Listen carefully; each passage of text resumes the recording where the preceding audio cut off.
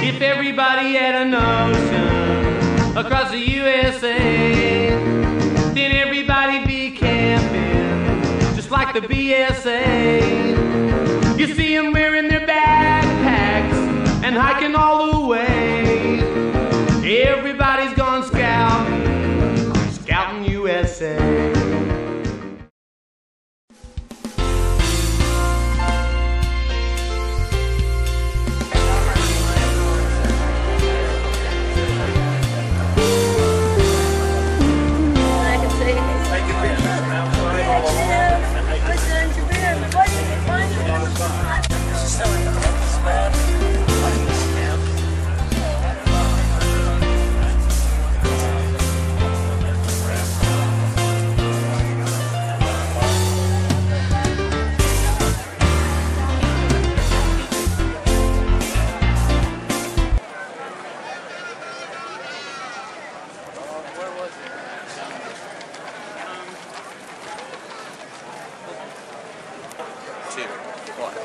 Hi, my name's Stephen Jenny, and I'm here with Gerald Hill to interview him about the stamp collecting merit badge.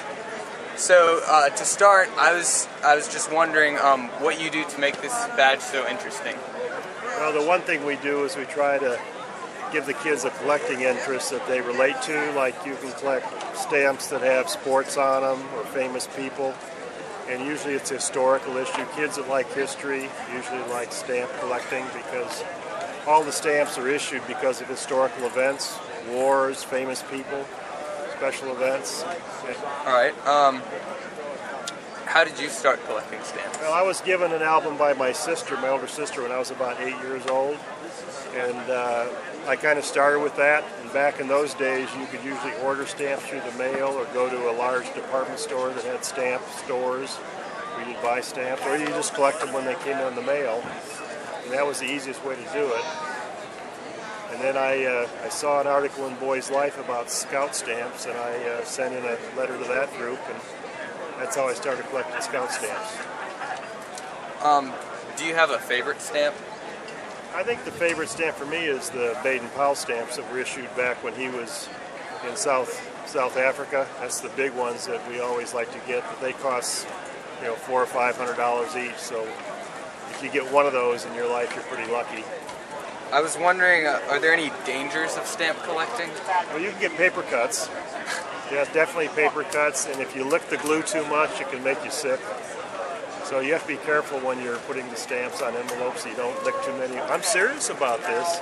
You ever seen these people that do a lot of mailings, of the business mailings, and they're sticking the stamps on there? That's why they have the self-stick ones now that you just peel off and put on.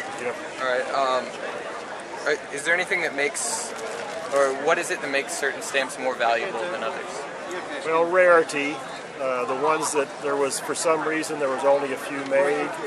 You know, for Scout stamps, there were stamps that were used in I think it was in Poland during World War II, where the Scouts delivered the mail, and the Scouts had to sign the letter to show that it was delivered.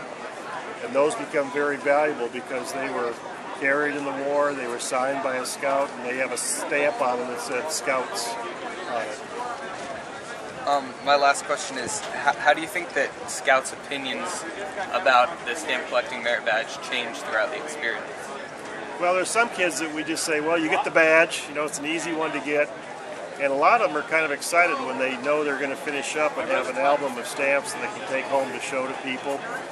And it is a badge that is it's one of the most popular ones. If you go to the museum up at the OA exhibit, it'll show the stamp collecting merit badge that in the first few years, in 1930 or so, when it first came out, like 8,000 kids got it like in the first 4 years.